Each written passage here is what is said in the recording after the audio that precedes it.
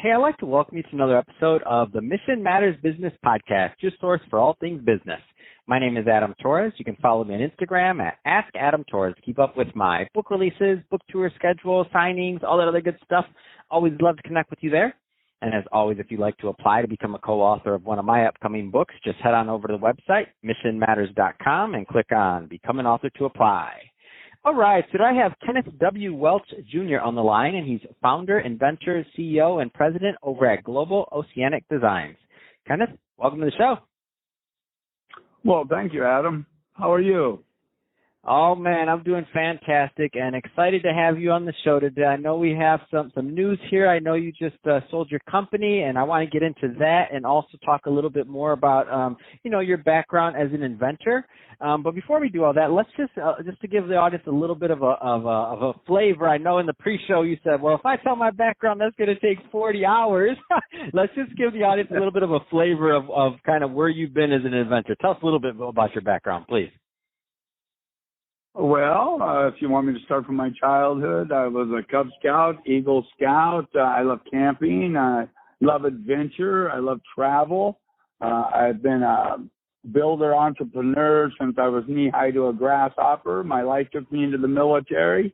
I was an M60A1 tanker. Then I got out of that, went into modeling, choreography, directory, helped produce an outdoor amphitheater and productions for several years. Then I got into my own inventions, and here we are today. So how'd you get into the ocean? I mean, it's just fascinating to me. I did a recent interview with George, and who obviously you know and worked with. How'd you get into the ocean? Tell us how this fascination began. Listen, I have been fascinated by the water since I was born. When I was 1.5 years old, I crawled off the end of the diving board and went in the water at the pool. Wow. My dad let me sink to the 8-foot bottom, and then, I bobbed around for a while, then he dove in and brought me up. I crawled right back around and did it again. But we've always lived we've always lived within a few miles of the water. I mean, rivers, creeks, streams, lakes, oceans. I'm in love with water. It is, it's the liquid, the elixir of life. When people are around water, their personalities seem to always be happier. It's resort atmospheres. Water brings the balance to the world. I think you need it. And, I think the more water is around us, the more trees, the greenery, life itself is in existence, and people feel more comfortable in their home. Tell us a little bit more about Global Oceanic Designs and kind of how that came about and really what your vision was for the company. Well, that started back when I was a kid, too. I built my first wooden submarine on the Sacramento River and was fascinated with going under, looking through the portholes. Of course, it imploded on me at about 12 feet down.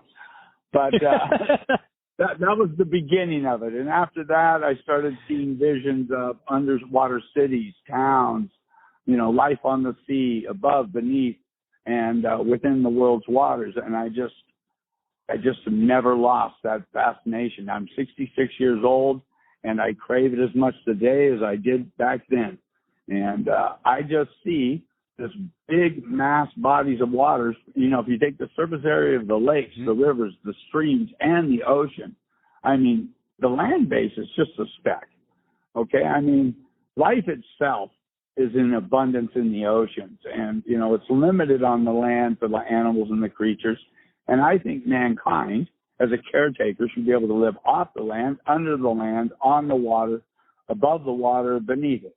And so this has been my fascination with it. As an inventor entrepreneur, I have tried to create a line of products that would create new cities intact, from transportation to their power, to their circulation, to every aspect of agriculture, aquaculture, you name it, to make them survivable on the waters of the oceans and lakes, rivers, and streams.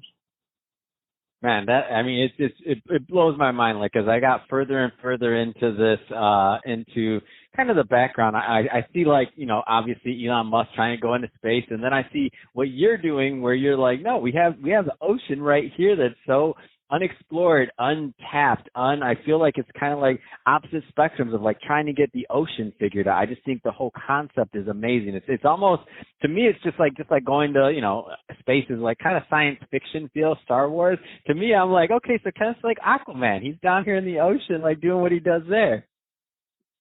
We barely touch the surface of the waters. I mean, the divers go down 180 feet. Hard suits take you down, 300, 400, 500 feet, maybe 1,000 feet. Submarines operate between 8 and 1,400 feet, naval equipment. And below that, there's only a handful of submersibles in the entire world on any given day, a couple that are traveling 4 hours down to the bottom, spending an hour downtime, and on a straight line seeing maybe 200 feet across in front of them and 100 feet in front of them. And they travel for, an hour and a mile and then go back to the surface. So what we know about our oceans is actually remarkably not much. And as much as we have spent on the space race, we spend 1,500 times less for every dollar we go after seeing what's in our seas as we do trying to see what's in space. Wow, that's a big difference in spend. I think you would think it would be reversed.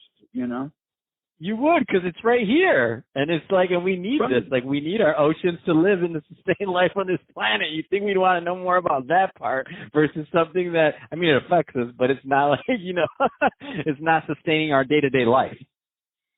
No, it was really funny. I had some people here from NASA a few years back, and they were talking to me about my budgets, 1.35 to 2.4 million a year is what I've been investing in developing offshore technologies, along with my investors. And they said, your budget is as big as our budget is for NOAA for undersea exploration. And I went, excuse me? And they said, no, I mean, NOAA gets a lot of budgets for atmospheric things, and, they have the buoys and everything else. But when you actually get to the undersea exploration side of NOAA, its budgets are very tiny. It's $3 to $5, $6 million. So here we are, one of the largest discovery companies for offshore, right along with NOAA, which is just absolutely crazy. And then if you times that by 1,500, that's the same budget to go to space. And it just seems to me that we have it backwards. We just truly have it backwards. We haven't even created our first underwater cities yet. Why? While we're trying to figure out how to put cities in space. I mean, we don't even have the equivalent of the space station under the sea.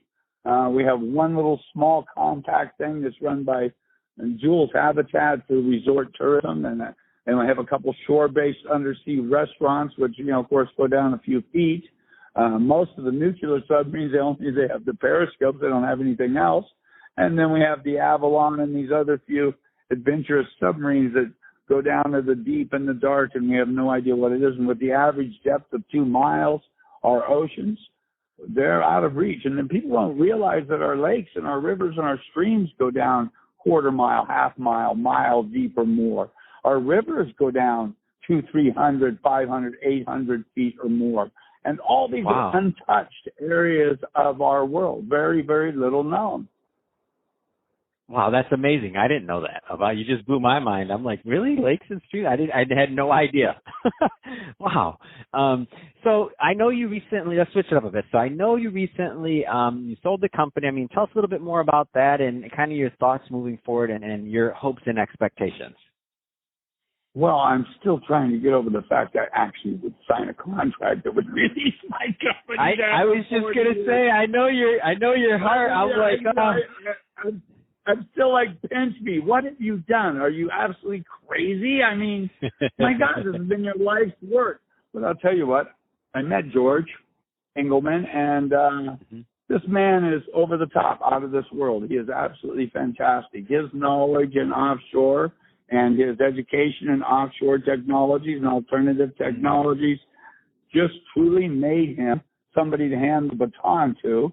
And somehow he convinced me to hand him the darn baton. So I did. We have over 1,000 technologies that we've worked on that would be rolled out as a combinational city system and, new ways of producing life on the sea. And he said, listen, let me roll these out, one at a time. Let's walk down the hill. Let's take them all. At the end, we build our city. And I said, that's the plan all along. And I said, this is going to take not only my generation, my 40 years, but, it's probably got another 40 years to go. He says, well, I'm willing to give it 18, and then I'll train it and hand the baton to somebody else. And, maybe in the next 40 years, we'll get to see our cities under the sea, tram systems taking us out to them, tourism floating on top of it, and creating our agriculture and aquaculture for our land-based cities from the oceans, which, our technologies allow us to do that. So there's how it went. Ken, I have chills right now. And as you're doing the math, I'm like, wow, okay, I did the math of my age quickly, and I'm like, I should be around to see this maybe if God willing.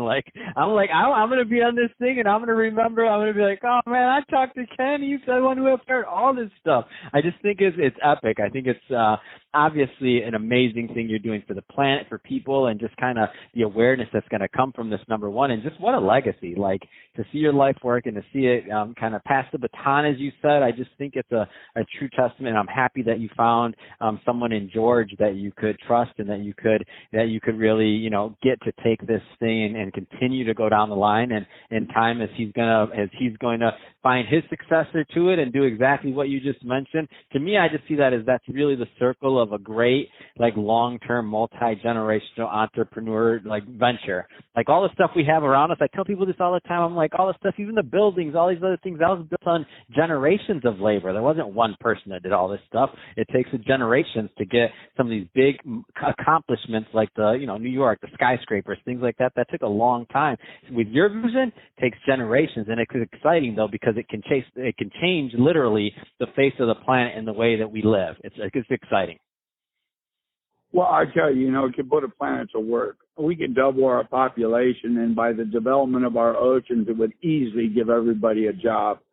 Some of the technology I developed many years back was so far ahead of its time. It's like, I'm not even going to be alive when this stuff actually can go to fruition and start happening. Slice technology, the age of acrylics, and all these different things that have the lifespans that will create sustainable life on the sea.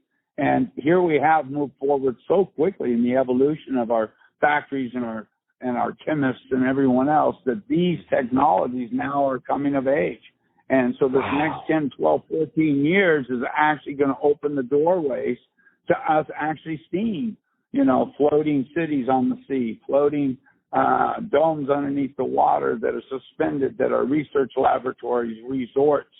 Our